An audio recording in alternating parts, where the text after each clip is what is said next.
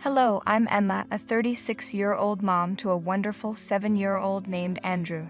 Recently, my life has been pretty chaotic, and it's all because of my lousy ex-husband. You know the type, the one you wish you dealt with a long time ago. That's him. We met in college and went through some big life events together. We graduated, moved to Chicago, and supported each other when we first got jobs. We built a life together, but I don't want to overstate things. Josh has always been an average guy. He wasn't super successful or rich. We got together when I was in a vulnerable place because my mom had been diagnosed with cancer. Josh came along at that time and gave me the support I needed. Then, on one memorable Thanksgiving, Josh surprised everyone by getting down on one knee and proposing. It was a beautiful moment. I said yes, and we decided to get married. As a wedding gift, my parents gave us a mansion they owned. It was an amazing gesture and a great start to our life together as husband and wife. Then we had Andrew, our baby boy. Becoming a mom gave me clarity about my life and purpose, but Josh seemed lost. While I thrived in my well-paying job, Josh was struggling. He jumped from one job to another, never staying at one for more than a month. Our relationship hit a rough patch. At first, I thought things would get better, but I noticed subtle changes in Josh's behavior. He seemed unhappy with his financial situation. I earned more than him, which shouldn't have been an issue, but it hurt his ego. One day, I found some clues that suggested Josh was involved in illegal activities. I couldn't confront him directly because I knew he'd feel attacked and get defensive. I knew the company he worked for and was surprised by how much money he seemed to be making. It just didn't add up. It felt like I was walking on eggshells around him, and it was really tough. Finally, I had enough. One evening, I got the courage to have a serious talk with him. To my surprise, he didn't get defensive. He admitted to the illegal stuff and his messed up reasons for doing it. He told me he'd been using the company's credit cards for his own expenses and embezzling money. He said it hurt his ego that I earned more than him, and that we lived in a house that was mine, not his. When Andrew was born, things got even worse for him. He felt ashamed that he wasn't the one providing for our family, and he got tangled up in embezzlement to make more money. His confession about the illegal activities was the final blow to our already fragile relationship. My priority was Andrew, my sweet little boy. I couldn't stand the thought of him growing up with a father involved in criminal activities. Josh was not the role model I wanted for him, and I was scared of the consequences of Josh's actions on our family. Who knew what he would do next and how it would affect our lives? I couldn't take that risk, especially with Andrew's future at stake. I wanted the best for my son, Andrew, so I did what any mother would do. We got a divorce and shared custody of Andrew. Breaking free from the toxic situation we were in was scary, but it was also freeing. It's been a smooth year and a few months since the divorce, and things were going well. We had a system. Josh would take Andrew on weekends, and we kept communication minimal. Josh mentioned getting married again, and honestly, if he finds someone who makes him happy, that's his business. Our divorce wasn't even that messy, so it was just an ordinary Monday morning. Andrew got on the school bus, and I started my day. I did some chores and took our dog, Archer, for a walk. Just typical mom stuff. I work as a social media manager for a lifestyle magazine, so I mostly work from home, except for 2 days in the office. I was in my study, getting into my work groove, when I heard a woman's voice calling my name from downstairs. It didn't sound like any of my close friends dropping by for a surprise visit. I went downstairs, and there she was, a blonde woman who had barged into my house. She looked familiar, but I couldn't place her at first. Then it hit me, it was Claire, Josh's new wife. Emma, finally. I think we need to talk. Oh, hi, Claire. I'm not sure what you're talking about, but go ahead. So how long do you plan on staying here? I mean, okay, Josh helped you out at first because you're the mother of his child and because Andrew is with you. But I think it's time you figured out your stuff. It's been months. Hold up. What are you talking about, Claire? I'm just tired of living in a tiny apartment. It's cramped, and I couldn't even invite my family and friends over for Christmas. It's really tough to make memories in such a small space. I can see why you and Andrew love it here. It's like a dream home. But the truth is, this place belongs to Josh, and he's been kind enough not to say anything about it. Still, I want a fresh start, a new life right here.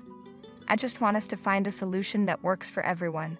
Maybe we could look for a place nearby, somewhere where you and Andrew could still have stability, and I could create a home with Josh. You need to leave.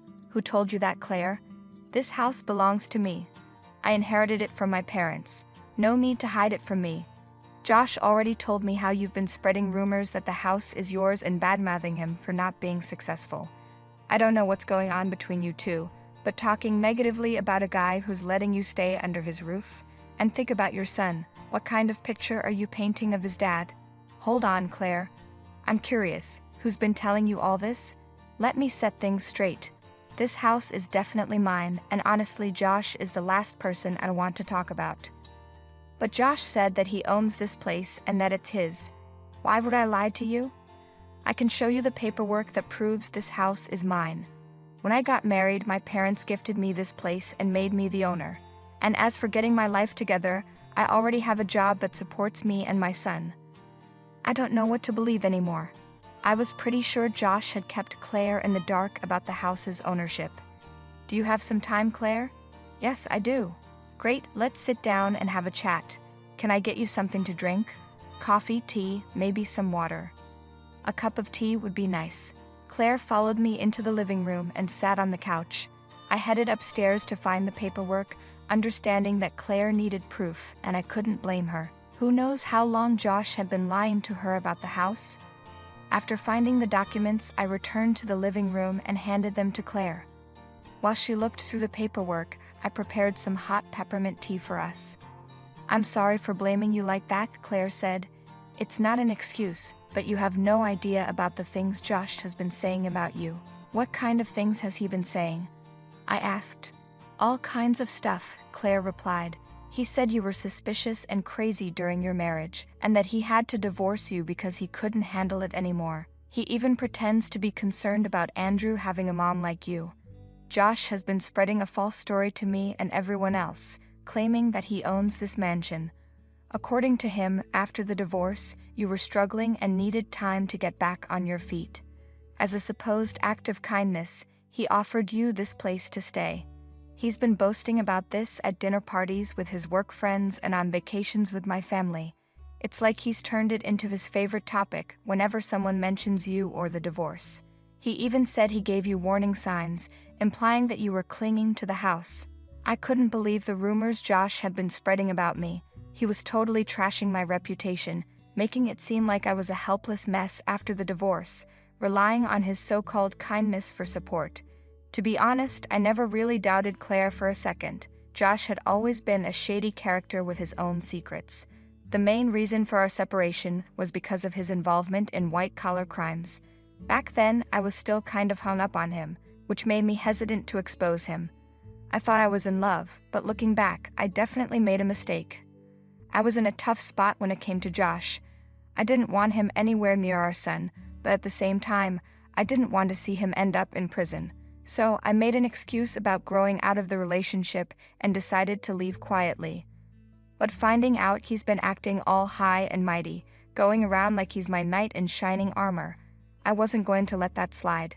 I decided to lay everything out in the open. Claire, there's something you need to know. I'm not sure what Josh told you about why we separated, but I haven't been completely honest with you either. What do you mean, Emma? You see, Josh was involved in embezzlement. Yeah, it was a tough situation. I confronted Josh about his actions, and he finally confessed to using his company's credit card for his own personal use. I was torn between wanting to protect him and feeling the need to do what was right. In the end, I decided not to turn him into the police, but I think he got away with it. Wait, Emma, you're saying Josh, my husband, got tangled up in freaking embezzlement? Seriously. I can't even wrap my head around that.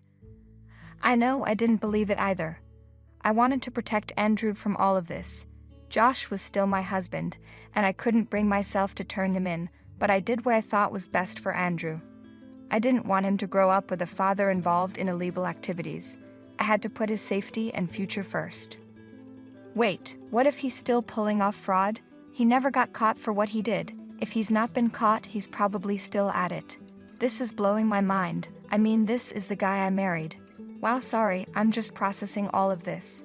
It's a lot to handle. I need to figure out if he's still tangled up in that mess. We can't just let it slide this time. Well, I can think of a plan. Isn't Josh's birthday in 2 weeks? Yes, it is.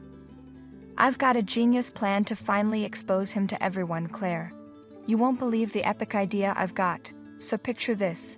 What if you ask Josh if we could throw his birthday bash at, well, let's just call it his mansion, you know my place.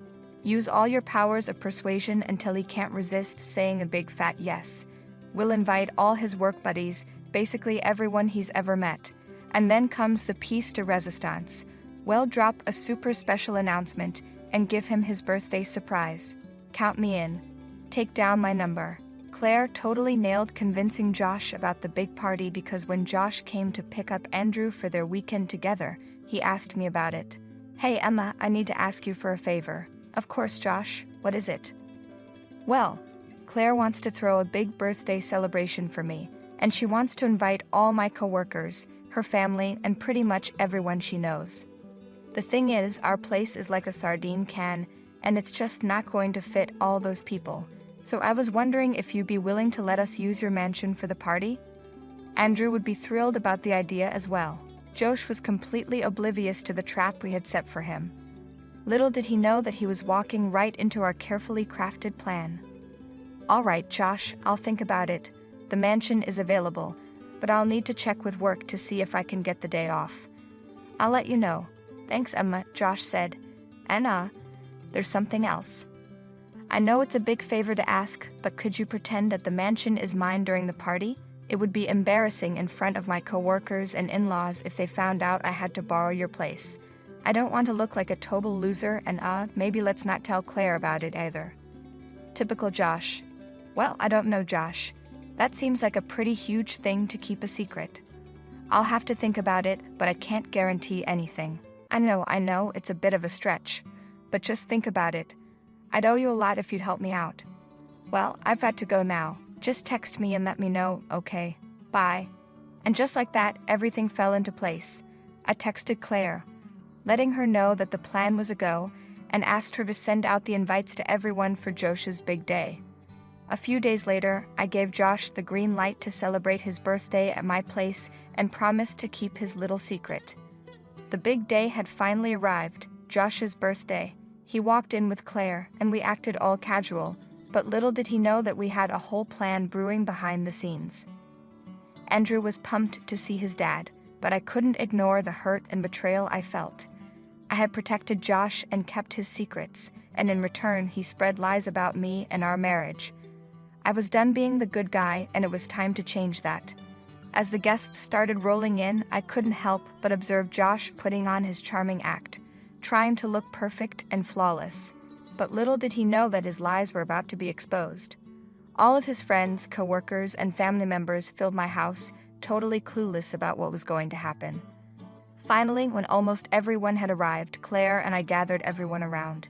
Hey everyone, so we're all gathered here to give a shout out to Josh today. But you know, if we're going to raise a glass to the guy, it's only fair that you know what he's really about. It's easy to talk smack and spread gossip, but believe me, the truth has a way of showing up. Now, you might be curious about how Claire and I, the ex and the current wife, can actually get along. Well, here's the lowdown. We've both been through the Josh experience, and he has been fooling us around. Josh jumped in. Whoa, hold up, Emma, what's going on? Did you maybe hit the drinks a bit too hard? No worries, everyone, you can just go back to whatever you were up to. I have the situation under control. Hey Josh, just give her a chance to speak, Claire said. I know Josh might have been running his mouth and spreading lies about me, making me look like the crazy one for divorcing him or whatever. But let me set the record straight. There is only one reason why I left him, and that is because he was involved in some shady fraud. Thanks to Claire, the truth came out. Josh has been yapping about how this mansion belongs to him. Well, newsflash, it's actually mine. I've been working to raise my kid while Mr. Fraud over here has been stealing money from companies. The truth behind why I split with Josh is that he was mixed up in embezzlement. I didn't have the guts to call them out on it before, but I'm not holding back anymore. Claire, I don't know what Emma's been telling you, but I promise you it's not what you think. You guys, there's been a mistake, Josh said, trying to regain control. Cut the crap, Josh, Claire snapped. Emma's been real with me, and I know all about your sketchy stuff. It's hard to believe I fell for your stories. Seriously, did you marry me just because you needed a new crash pad after Emma gave you the boot? Well, people, just so you know, the authorities are in the loop, and they'll be showing up any moment. It looks like the party's a no-go today. Seeing as this is my place and not Josh's, you're all free to take off. Are you for real, Emma? You wrecked everything for me. And Claire, seriously, you were in on this? How could you go behind my back with my ex-wife? You too, I'm out of here. The cops are on their way, Josh. It might be a good move to get your lawyer to sort this out, I said. And that's how I finally took care of what needed to be done a long time ago. From what I heard from Claire, there was an ongoing investigation into Josh, and he was found guilty of stealing from the company he used to work for.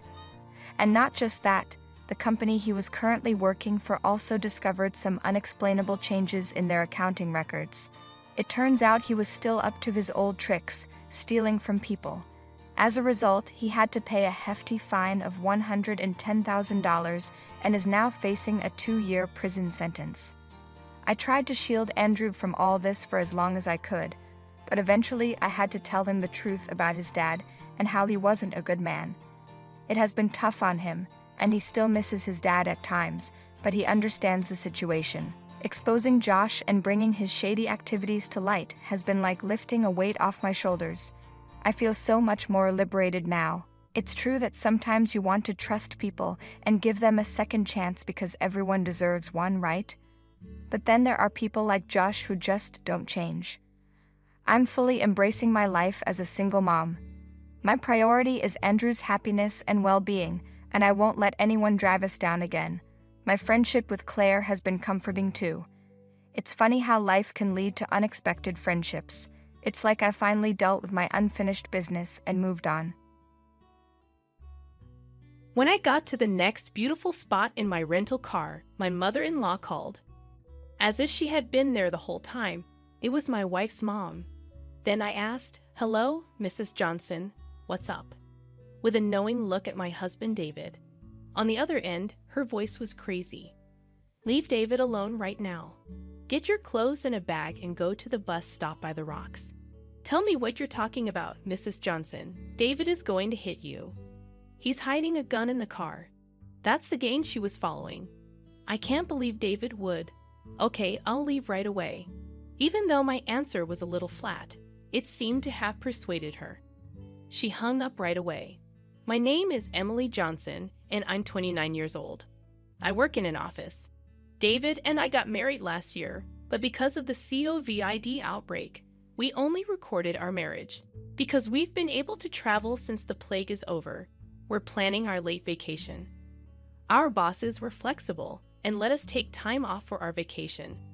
We picked a national park because we wanted to take lots of pictures, even though we haven't been married in a while. David likes to edit videos for fun, while I like to take pictures of landscapes. We've even talked about making a YouTube account just for landscape movies. Since we got married, our life has been quiet but happy, but there has been one worry. Mrs. Johnson, David's mom. Her son David has always made her happy.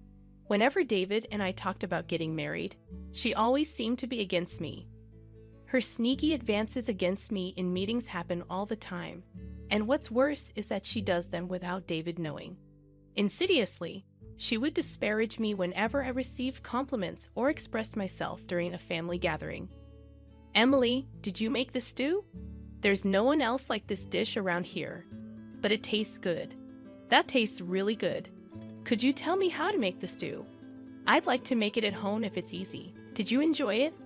I'm happy. I'm going to write down the recipe right now." "That's fine, Emily, but you might also want to learn some local recipes. It will make people praise you more." It works like that most of the time. She is not complimenting my one-of-a-kind stew. Instead, she is telling me to stick to the traditional recipes and not stand out. In fact, there was a lot of snark when the family left and Mrs. Johnson and I were doing the dishes alone. A frightening woman who was always striving to stand out by preparing such a salty stew and intended to give our family hypertension or something. I took a bite. "Was it too salty for you?" Next time, I'll use less salt. I no longer even want to eat your salty stew. Next time, do something more traditional. But when David comes around, she acts much differently. Uncle John told Emily, "Thanks for the stew recipe. Your dish seemed to be a hit with everyone." "Really then? That's wonderful. What do you want to eat tomorrow?" "David, Emily, and I are going to make it together." She would smile and smile her way into our talk. To change the subject, it's so obvious that it's hard to be mad about it. After that, it became kind of a joke for us. The funny part is that David already knows about her double dealing and sly jabs. I'm always in trouble with Mrs. Johnson when her son isn't around because she thinks he doesn't see. But David, my husband, already knows her and even films or records her in secret when things get too bad. David has never liked how his mother's love is too much, which is really just too much meddling. It seems to have even crushed his hopes for the future. So when we got married, David, not me, said we couldn't live together. Even though it was a happy event, Mrs. Johnson seems to believe that I was the one who lied to him. She can't see anything around her because she loves her son too much. I'm afraid she'll do something stupid soon. Another thing is that we finally chose the details for our late trip. With our interests in mind, we chose a trip through some of the country's most beautiful spots. I'm happily getting cameras and other tools ready. David is also getting a smartphone to record movies that doesn't have a SIM card. That's why we packed a bag with clothes and toiletries. On this trip, we'll be able to see mountains and drops. I want to take beautiful pictures, so we need to check the weather forecast too. That's right. Misty and beautiful landscapes are hard to describe, but I really hope it's sunny today. As we continued to get ready, we laughed together. But Mrs. Johnson still gets in the way, even now. That was a call. Like I said, it's Mrs. Johnson. "Hello," I said when I picked up the phone in front of David. I quickly put it on speakers. "Hi, Kate, Emily. Are you really going to go on the trip with David? You've been married for more than a year, and now you're taking a honeymoon? What do you think?" It looks like she doesn't want me to go on vacation with my husband. To deal with this, the best thing to do is show off your trip. Well, we finally don't have to follow any rules. David's business and mine have both agreed to let us take time off for our vacation, which we're going to make the most of. She took my bait and became my wife. What do you mean, have fun? It's probably just a bad trip and a cheap hotel. I feel bad for David. The things Mrs. Johnson said made David frown and keep quiet. David was the one who planned this trip, not a travel agency. I changed how I spoke after seeing David's face. "No, it's not a cheap hotel at all." David set everything up. We're staying at a very fancy hotel with a great view. The food is also 5 stars, but the prices are very low. I spoke nicely on purpose to make Mrs. Johnson angry. I'm always getting picked on, and this time she was making fun of the trip that David planned. A really high-end hotel. Why do you want to go with David? I want to go on that trip. David would want to show me how thankful he is for his family. After hearing about the very fancy hotel, she couldn't keep quiet. Now she's saying she wants to go on the trip herself. This is not the kind of honeymoon that a mother would crash. It's not going to happen. It's rude to step in on your son and daughter-in-law's long-awaited vacation. We'll make sure you have a souvenir. Saying goodbye, I hung up the phone, picturing Mrs. Johnson's angry face. I laughed meanly, and when I hung up, David had his head held up in front of me. "I'm sorry about my mom, Emily. She tried to ruin our holiday, which I can't believe. She probably just wanted to express her deep affection for her son," she explained. "Don't be worried about it." There was a hint of worry in my voice as I smiled at David, because I was so angry at her. I beat her at her own game, but I might have failed. What would happen if Mrs. Johnson got really excited about our vacation and started bothering us? This fear of mine turned out to be right in the end. From that point on until the trip left, Mrs. Johnson didn't say a word, not even a call. I thought she would tell David bad things about me. That also didn't happen. Even though her quiet scared me, we went on our getaway as planned. David's choice of beautiful places worked out perfectly, and I was happy with the whole thing. It was the best in every way. The view, the services, the food, everything. That's why I told Mrs. Johnson how great it was. We even asked the hotel staff to take a shot of us having dinner together. David, I'm so full.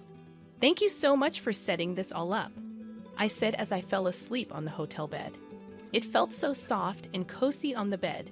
David, my husband, was very happy to see me rolling around in bed. He said, I'm glad you like it. Let's go to the spa after you've had a chance to rest. I'll look at the pictures and movies we took today while we wait. The health spa. What a wonderful place. David suddenly raised his voice.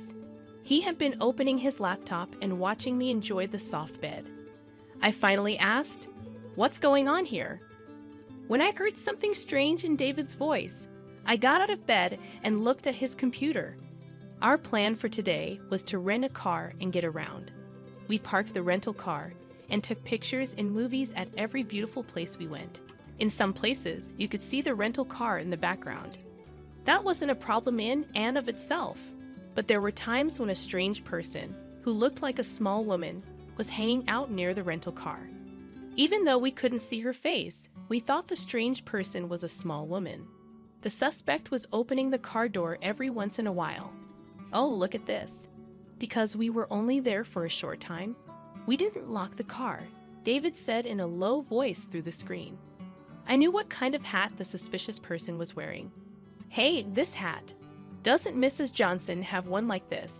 When I said, yes, Mrs. Johnson has a similar hat, David's face went pale. That's correct.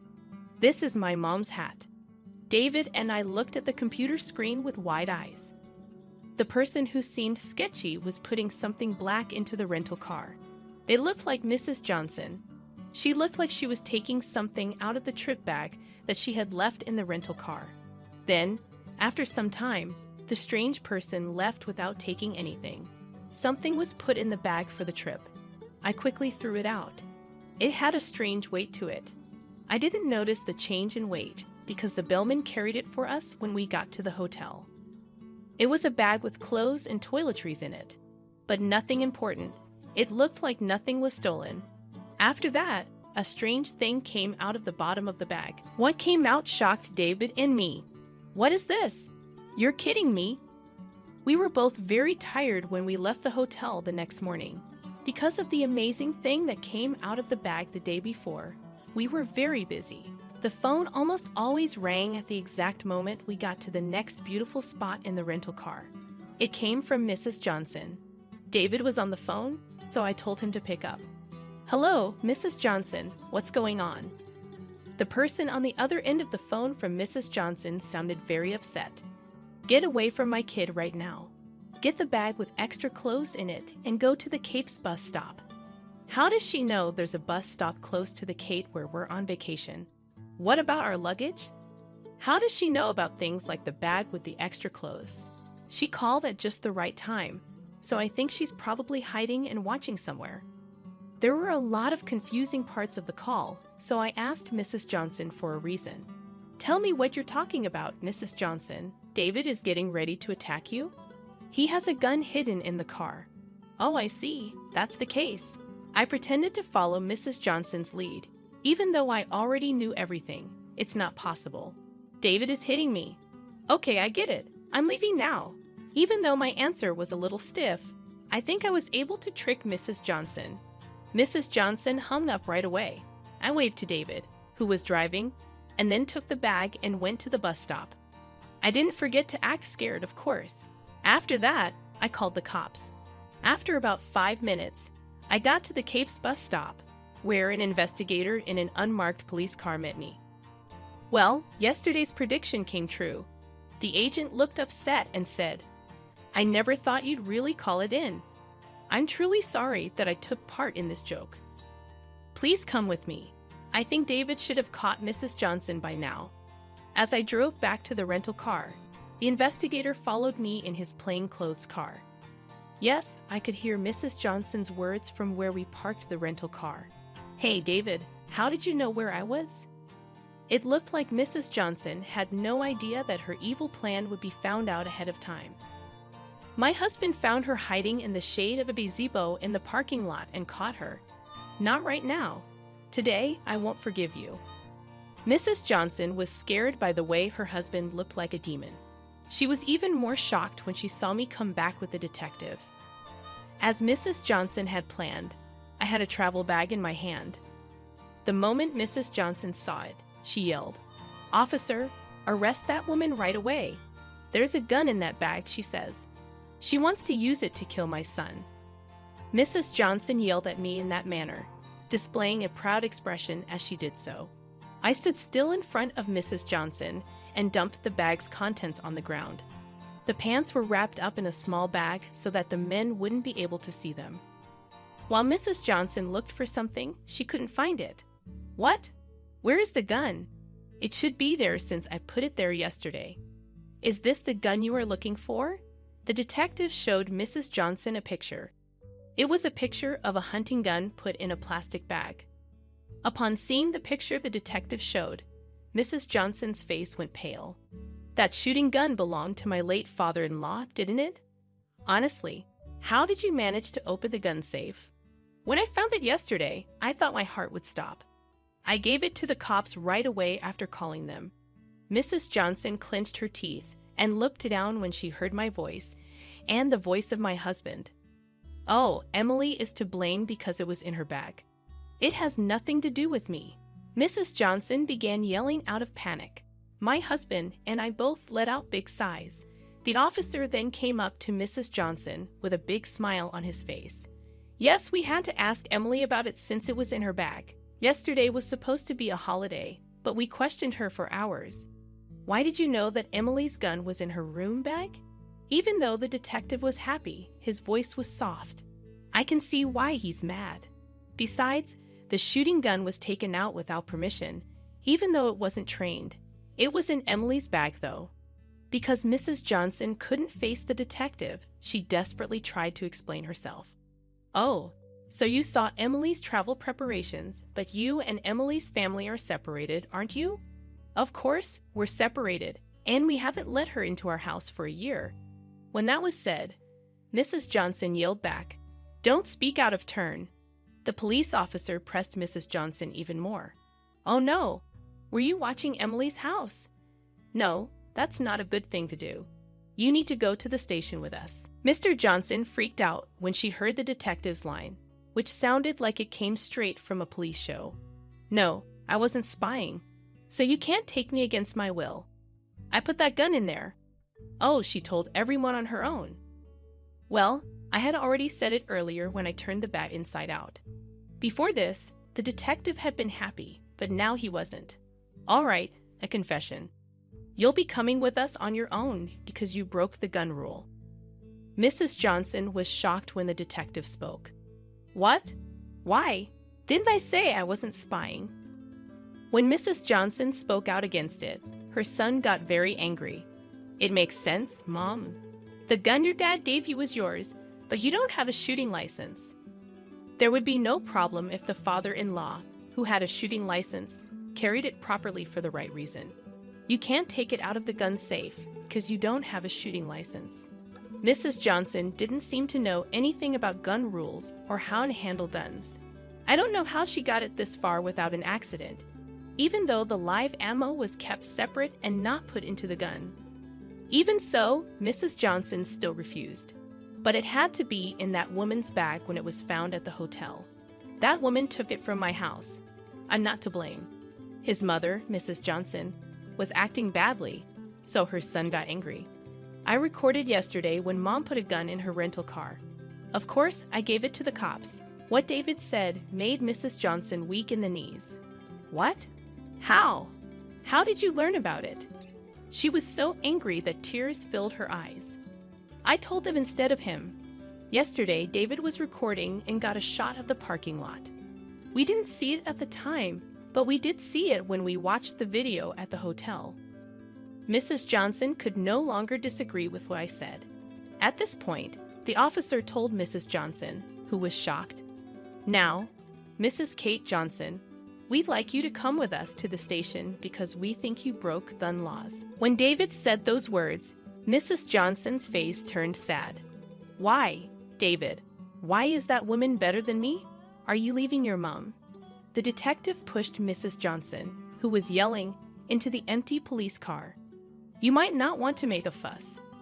When I called the house yesterday to check the gun's serial number, your son's grandma, who I think is an old woman, was very angry.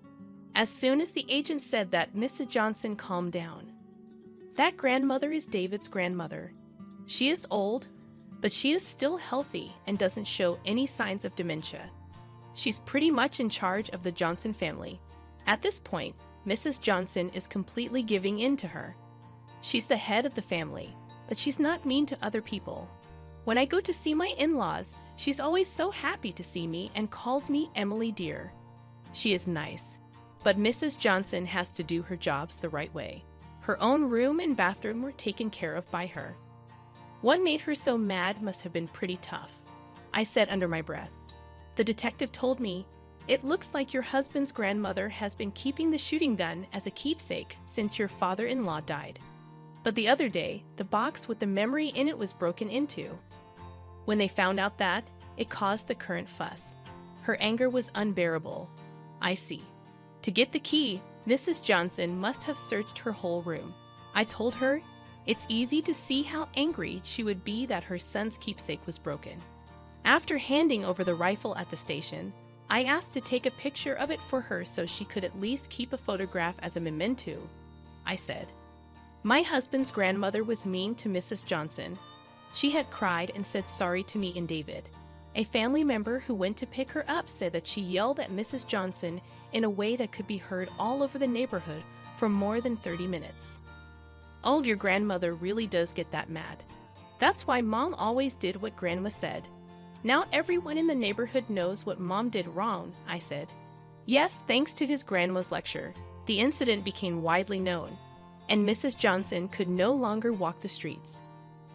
When his grandmother found out that David had broken up with her, she got permission from the police station and the prosecutor's office to send Mrs. Johnson to a farm run by a relative in the Nebraska mountains, in an area that looks like a basin. She could come back, but it would take 3 hours to get here by car. She was working so hard on the farm that she couldn't possibly get away. After some time, it turned out that I was pregnant. The family, my husband, and his grandma were all very happy. His grandmother was already excited about having a great-grandchild and started to work on making her legs stronger. My husband and her are going to fight to see who can take the baby for walks in the pram. I hope she doesn't drop the great-grandchild while holding it. She has also begun to improve the strength of her upper body. It's nice to see her getting her mood back. She was really down because of Mrs. Johnson's fuss. My husband and I are getting all of the baby stuff together today. I'd like to live with your grandmother if it's possible. She's really excited about it, and it looks like she'll live a long time following the birth, taking care of the child with grandma. I told them, we'll figure it out some way. Well, if she lives longer, I'll be happy to. My husband said, I'll talk to grandma about it. I took out the camera. I rubbed my belly and said, when the baby is born, I'm going to take lots of pictures of the baby, my husband, his grandmother, and the rest of the family.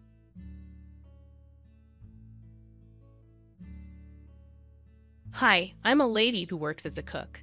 I recently got married, and I'm really enjoying being a newlywed. I usually keep my past to myself and don't talk much about it.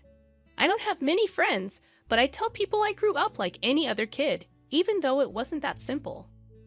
I had a tough childhood, but I was lucky to have my grandpa who loved me a lot. He was like my only family because I didn't have parents around. My grandpa worked hard, sometimes at construction sites or collecting and selling things like paper or fruits and veggies. I don't have baby photos because we couldn't afford them, but when I turned 6, my grandpa made sure I had a picture taken every year on my birthday to capture my growth. I didn't go to kindergarten, but my grandpa taught me basics like the alphabet and numbers. My grandpa didn't have much money, but he was well respected in our neighborhood. The neighbors would pitch in to help take care of me because they knew my grandpa was working hard to raise me. This meant I got to have warm meals and play with the older kids in the neighborhood, who taught me a lot of things. When my grandpa finished work, he'd come get me. Our house was small and old, with just one bedroom, a kitchen, and a bathroom. It could get pretty uncomfortable in the extremes of weather, but we managed okay. In the summer, my grandpa fixed up an old fan he found, and in the winter, he washed and reused old blankets to keep me warm. He did everything he could to take care of me, even though we didn't have much. Our neighbors were also struggling, but they still helped us a lot. They came to school with me on my first day, took turns attending parent-teacher meetings at my grandpa's request, and even packed food for my school trips as a way to say thank you for his hard work. My grandpa was a handyman who could fix just about anything around the house. In our friendly neighborhood, people helped each other out with their skills, but gossip still circulated. Some folks couldn't help but wonder why my grandpa was raising me alone in such tough circumstances. He never really talked about my parents when I was growing up.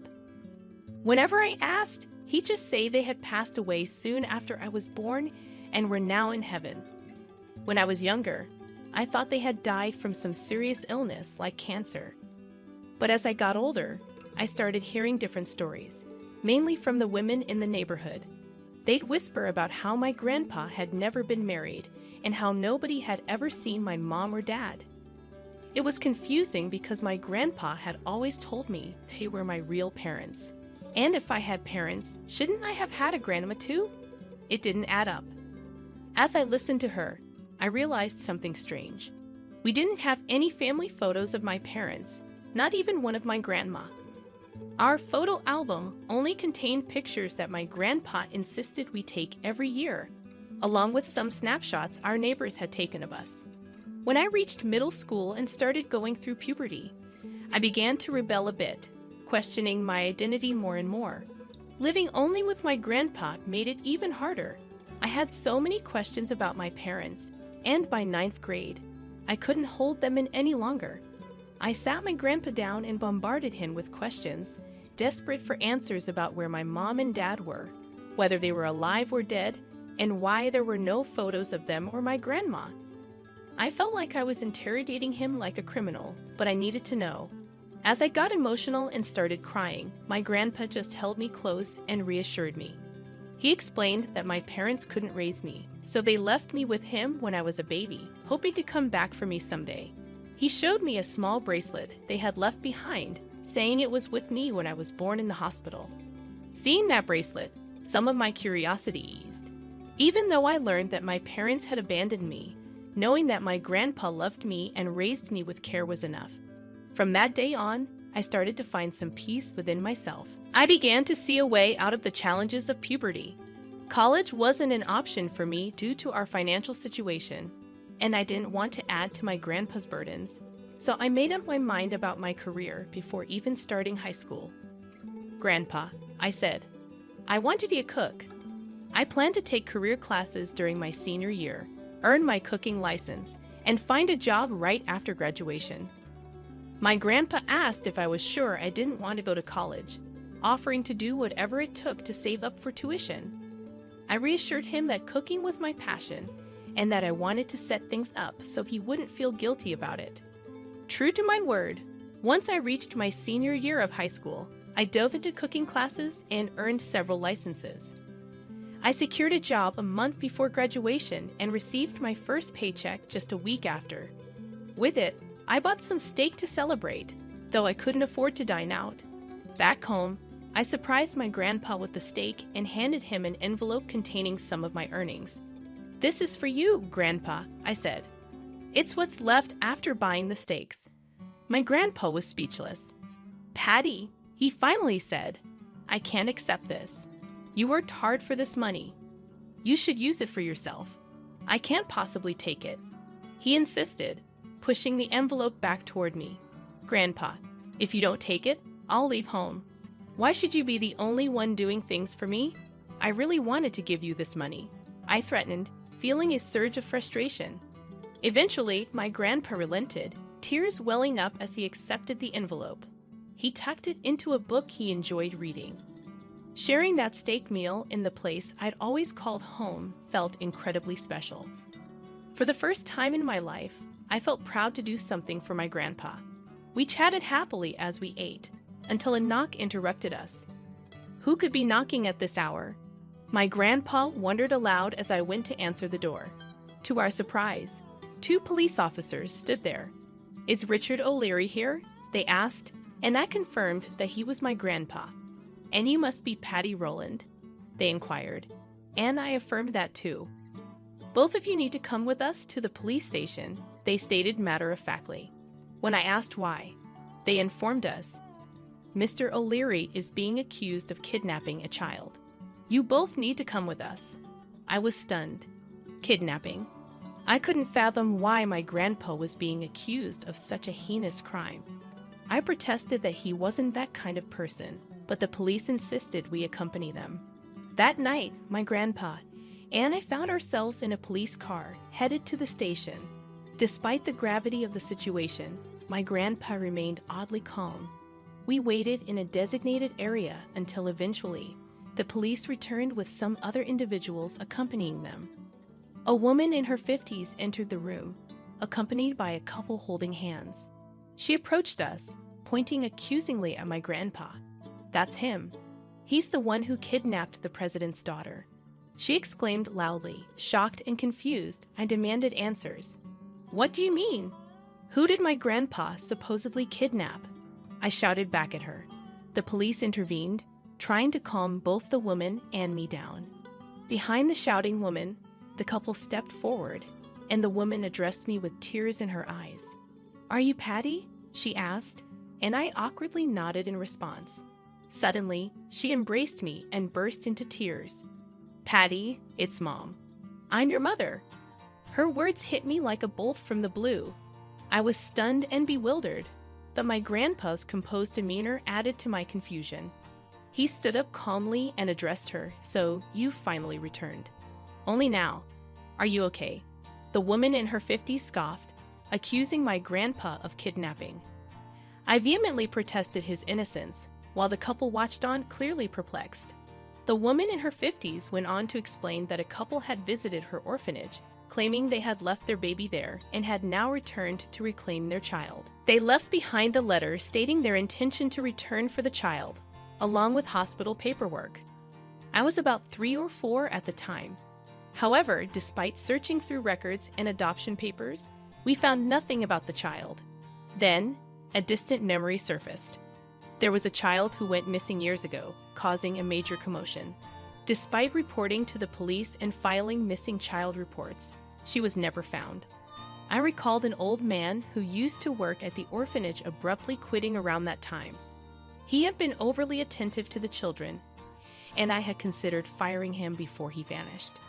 Could he have been involved in kidnapping a child from the orphanage, leaving behind a distraught woman? We underwent DNA testing as my grandpa calmly observed the couple. He asked the police, "Are they truly Patty's parents?" The police insisted we wait for the results. Then, my grandpa pleaded with the officers, offering to stay in jail if necessary, but asking for the chance to tell his side of the story. Grasping the officer's hands, he began to speak. The police acknowledged his right to defend himself. Grandpa agreed to share his story once the DNA confirmed the couple's parentage. Reluctantly, the police consulted the couple, who agreed to the arrangement if it meant hearing the truth. While awaiting the DNA results, my grandpa remained at home under recognizance, and I continued my routine going to and from work.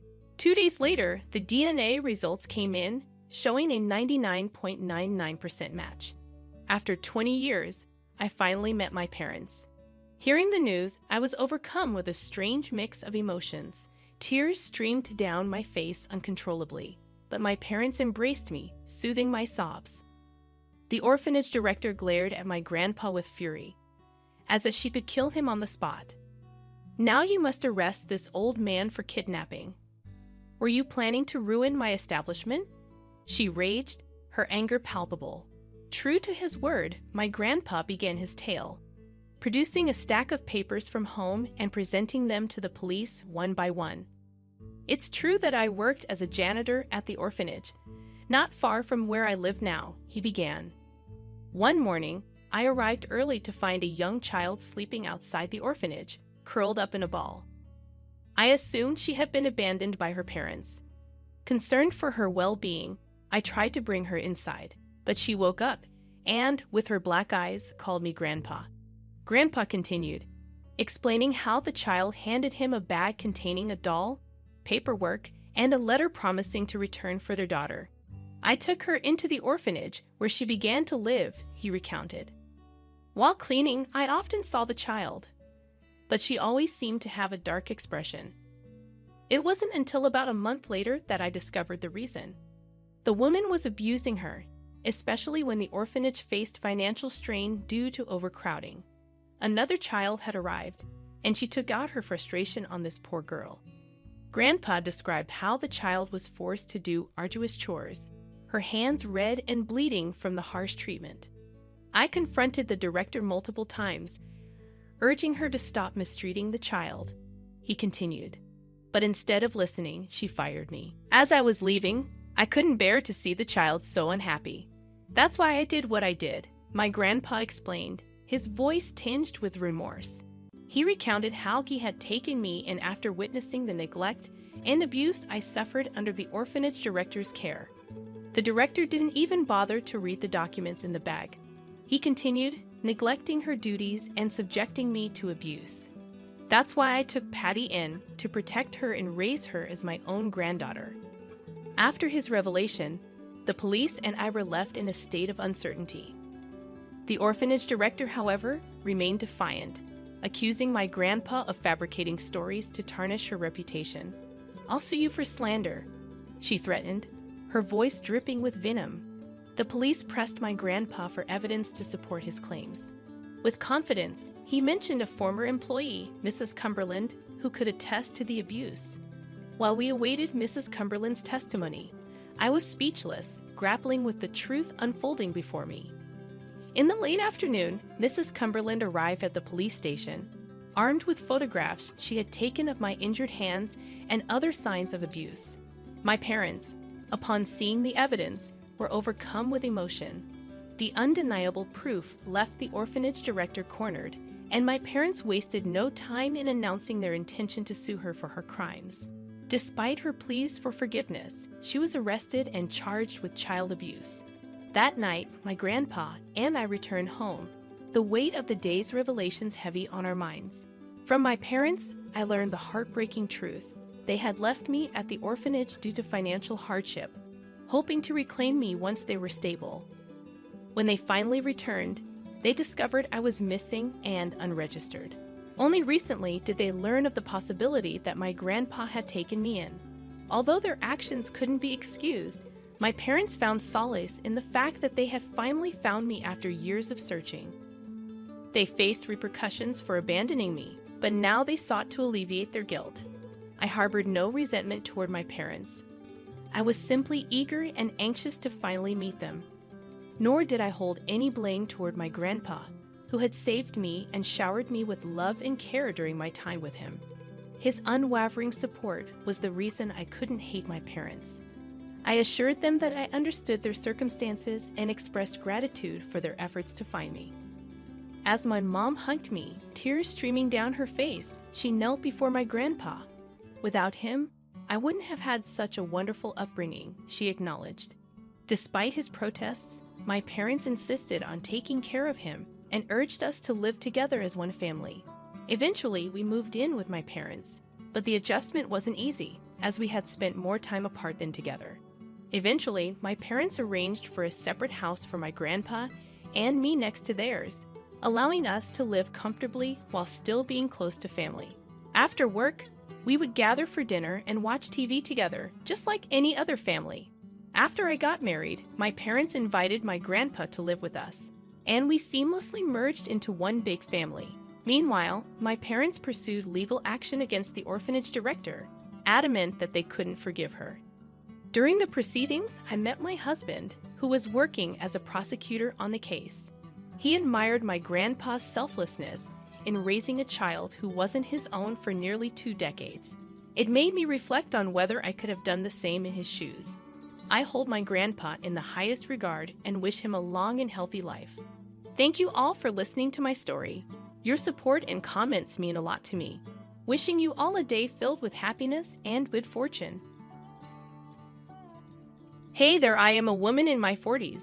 I've had my license as a real estate agent for more than 10 years. People often tell me I'm a great real estate agent. People tell me I'm a good real estate agent. That doesn't mean I can tell you how much a house will go up or down in value. But based on my experience and careful research, I can tell by looking at the cadastral map what the land is worth now, how it could be developed, and how the land's surroundings could be used to make money. I can then predict whether the land's value will go up or down because of these factors. Making a judgment would be a better way to explain it. In any case, I've used these skills to help my in-laws when they were in trouble. My marriage was great. Everyone in my family was nice, including my husband, my father-in-law, and my other in-laws. They all loved me so much, even though I was their youngest daughter-in-law.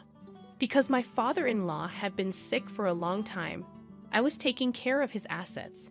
My wife's dad owned a lot of land and needed the help of a real estate agent who knew what they were doing. I raised my father-in-law's properties by reinvesting in good places while I was taking care of his lands.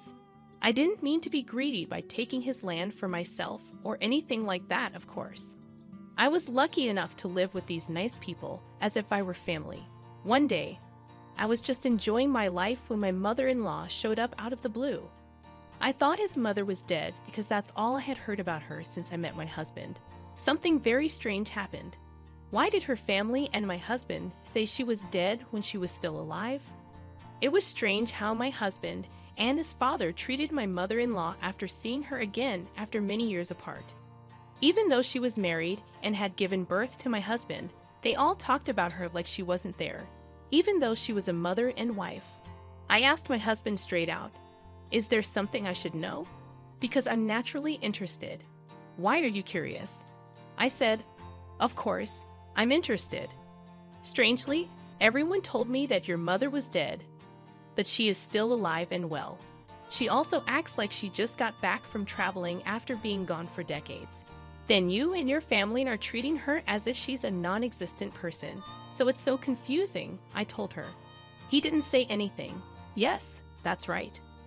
Now that I think about it, you never held a service for her. That means you knew your mother, I said. Even if she died on the street somewhere, we wouldn't have done anything to remember her, he said. Oh my God, do you think that woman is my mom? Isn't she somebody else? Is she not your birth mother or the woman who gave birth to me? I had a question. She gave birth to me, but she's not my mother. We decided she wasn't going to be her mother after she left us and moved in with someone else while my dad was in bed recovering from surgery. The truth is that I'm glad she left us and ran away. I wish she wasn't my mother even before she left, my husband said. I learned that my in-laws, who were always getting along, had a lot of problems in the past after hearing my husband's sad story. They thought my mother-in-law was dead when she was still alive. I'll start with the conclusion. It was because my mother-in-law was a bad wife and mother. When he was younger, my father-in-law was very poor. Now he owns a lot of land and is very rich. He was so hungry that he would be lucky to eat one meal a day. His wife hated how poor they were, so she left her family behind and ran away at night. His mom was never a good person, even before she ran away. My husband's dad worked as a day laborer on building sites and was often gone looking for work in faraway places. Her young children did all the housework while she sat around most of the time. It was worse when my father-in-law wasn't home when my mother-in-law did bad things. The bad weather would make her mad, and when the food arrived cold, she would lose it. Then one day, my father-in-law got so tired at work that he couldn't stand up and walk anymore. He was unable to make a living. Then my husband's mother-in-law left, leaving her sick husband and young children who still needed her care. They were just making up words when they said she was playing at night because she really took anything valuable in the house. She didn't pay attention to her husband or her young children, who were pleading with her for food. As a mother, it wouldn't be easy for her to take all the money and important things, right? All of my in-laws and my father-in-law had lived as if my mother-in-law were dead. Given the circumstances, who could still care about my mother-in-law after she came back after decades? I could 100% understand how they felt. But I have more of a fear and dislike for my mother-in-law because she left her family in the past. My father-in-law was dying after a long illness when my mother-in-law finally came back after being gone for decades. She didn't ask about her husband's health at first, though she asked for something else. You must be the youngest daughter-in-law. So what I heard was that you're a real estate broker and you have been managing the family properties, right?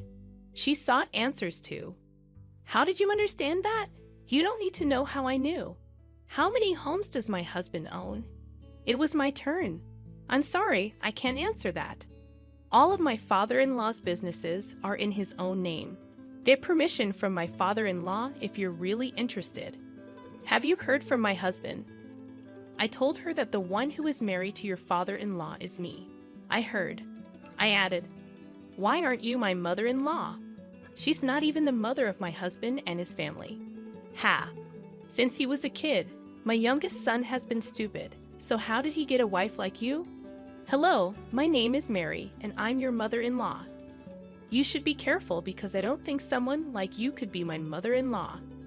I'm not that simple, she said. Are you being territorial right now? I inquired. You'll find out soon whether it's my being territorial or not, she said. After that, I began to look into my mother-in-law's life. It was clear that she had come back with a different goal in mind, to steal the inheritance. But I still needed to be sure every once in a while. People can turn over a new leaf at the end of their lives after having done many bad things. After a bad event, I had to make sure that my mother-in-law's comeback after decades wasn't a one-of-a-kind case, and that she wasn't trying to get the inheritance like I thought she was. Then I had to figure out how to keep my in-laws safe from her evil greed. Also, who said, perhaps turns inevitably. Like I thought she would be, my mother-in-law was just like that. It wasn't a surprise that my mother-in-law left her family and ran away at night over the past few decades. She had been cheating on other people and stealing from them her whole life. People thought it was cute that she lived off of other people's money and never paid it back, even though she had a criminal record for many frauds, because she was a terrible con artist.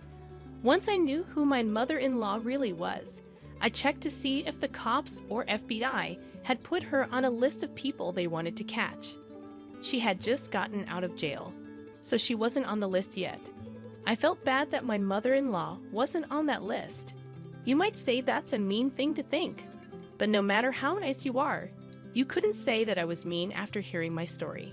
It was too bad that my mother-in-law wasn't on the wanted list, but I didn't have time to make plans to protect my in-laws and me from my greedy mother-in-law, who was after the estate. It was on the day that my father-in-law died that I carefully told everyone what I knew about my mother-in-law. My in-laws and I were more concerned with holding a proper service than with coming up with a way to stop my mother-in-law's greed. But I was worried the whole time my mother-in-law's funeral was going on because she didn't show up. My mother-in-law finally showed up on the day of the funeral. If the cops had a list of people they were looking for, I thought the problem would be fixed right away. She sneaked up on them and looked around, hoping to find a basket full of money bags that people had left to send their condolences to the family. You can't find the gift basket, can you? I asked her with a smile. Next, I was going to look at the envelopes for the guests and sort the cash. Then I would talk about the gift. The basket went away though, didn't it? She asked. What are we going to do, right? I looked down my nose at her. That's you. You're the one giving it to them instead of me, she yelled. Would I have to leave that out without checking? I already knew what kind of person you were. You're so sneaky. How much money do you think that is? I found out how much property my illness has left behind, I replied. Oh, you didn't even go to the funeral because you were eager to learn that, right? So when I see you, maybe things will turn out the way I thought they would. This is what I always do when I see you, I said. Be quiet. I'm not a queer person.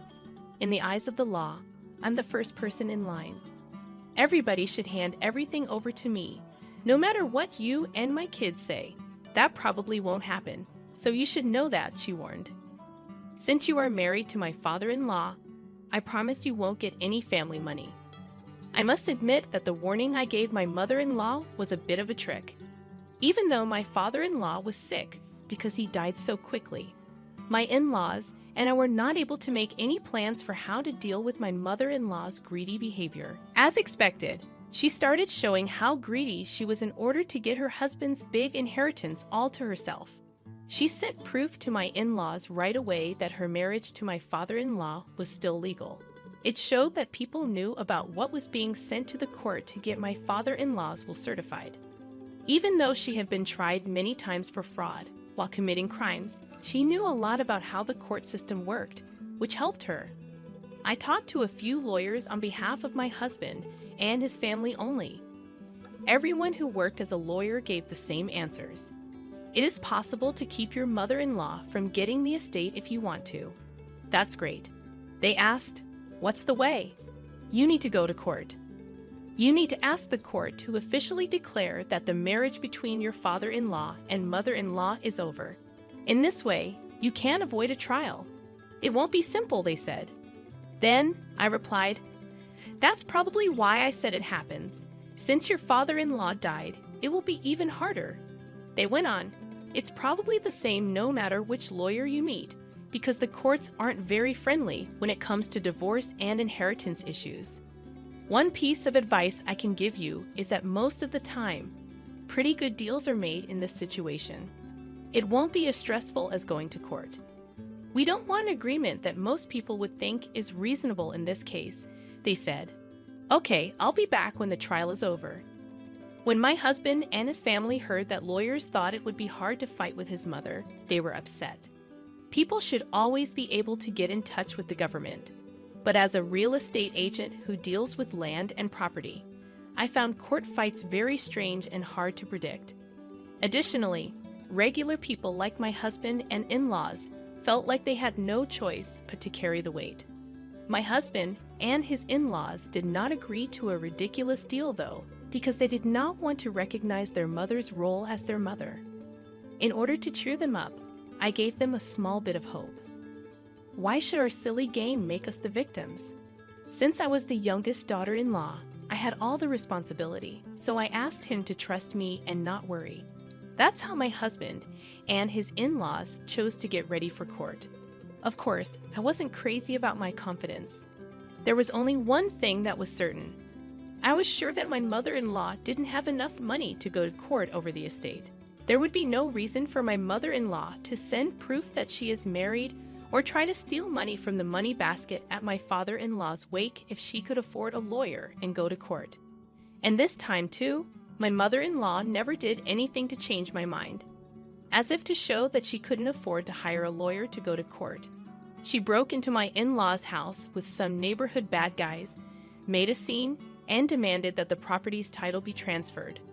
The marriage license and driver's license that my mother-in-law waved at us were her weapons. She had no shame at all. She yelled, "Look, aren't you crossed off as your dad's wife? He has never formally split up with me. Yes, is that right? If you know, you should first change how you feel." "You jerk in front of my mom," she screamed. "This is how I think my father-in-law would act if he were still alive. You stole everything valuable from the house and then went away, leaving your sick husband and young children behind. How dare you drool over a house?" I replied, "Don't you think I know you're doing this because you're afraid to lose? You must have been told by the lawyers that I'm the most important person in the court case about the inheritance, right? So you must know something about the law since you've been to and from court. Okay, Mrs. X, convict. Is that not true?" I pushed back. "That was a long time ago. It's possible to mess up." "How many times have you been convicted of a crime, huh?" she asked. I made a mistake. Who believes that? Did your friends who are in prison tell you that? But you're just that to our family. A liar, a criminal, a former prisoner, and a bad thief who didn't show up for decades, I said. Hey, lawyers said that. The marriage between you and my father-in-law will have been over a long time ago if you go to court. We won't have to pay you anything if that's proven. It's clear that you have no idea how hard it is to go to court because you talk too much. One thing I know for sure is true. You know how tough fights can get. You also don't have the money to hire a lawyer, which is why you're making a scene here. You want the fortune but don't want to go to court, I said. She stumbled and said, You, that's not us though. Remember that I am enough to carry that weight by myself. Stay away from our family if you don't want to see something worse. I'll be nice and buy you a hamburger, even a combo, if you promise that. Watch out, I said. Let's see if you can be the last person standing and laughing. The things I said to my mother-in-law were planned ahead of time by my in-laws and me as a way to get my mother-in-law to bring those thugs to put even more pressure on us. They did exactly what we asked them to do so we could get real proof. They smashed things in the house and said they would beat all of my in-laws. All of those moves were caught on camera by cell phones that my in-laws kept hidden. To get what we wanted as much proof as possible that my mother-in-law was violent and made threats. But my husband got home in the middle of the chaos. He had left to prepare the case against my mother-in-law at the lawyer's office a few hours before she and those thugs started causing trouble. He held a piece of paper in his hands and had a shocked look on his face. My in-laws were also stunned when they saw the piece of paper. It was clear that they were feeling completely hopeless.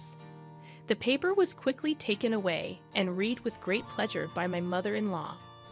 My husband found my father-in-law's will after the fact. What was written in the will was shocking.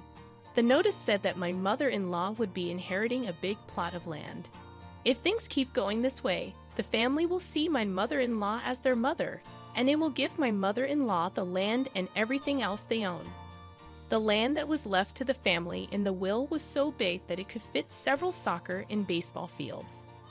I changed my mind after carefully looking at the land register address and started to look for my mother-in-law. Let me tell you the truth, I said.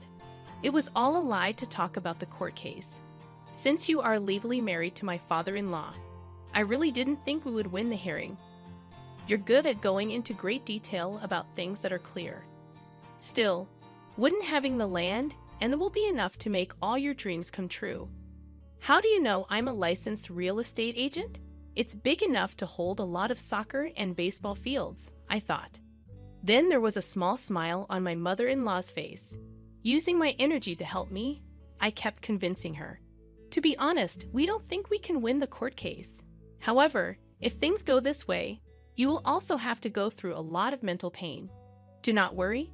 Have you ever seen a rich person lose a case? It's something I've never seen before, doesn't it? This case will go all the way to the Supreme Court when it starts. Because of this, you won't be able to get your fortune until the hearing is over. First, I'm going to file an order to stop you from getting it. It will take at least a few years to go through all the requests to get the money. How could you wake up after all those years of worry when that great land was right there in front of you? What do you want to say? We should find a middle ground instead of going to court with each other. You will get the land and finish it instead. Please just write a note of promise. For the land written in the will, you will give up the rest of your inheritance and leave the rest behind.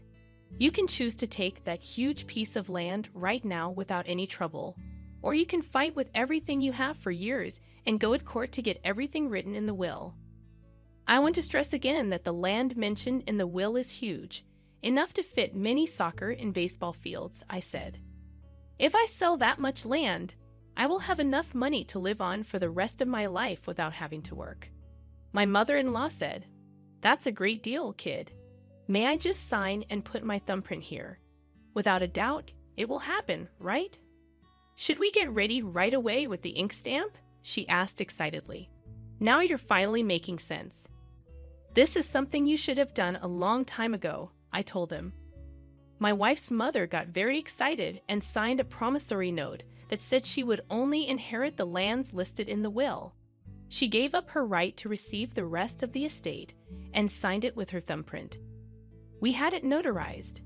She had no idea what bad things would happen next. My wife's mother called a few days after she signed a note promising to take only the land listed in the will. When I talked to my mother-in-law on the phone, her voice was weak and whiny. As planned, sweetheart.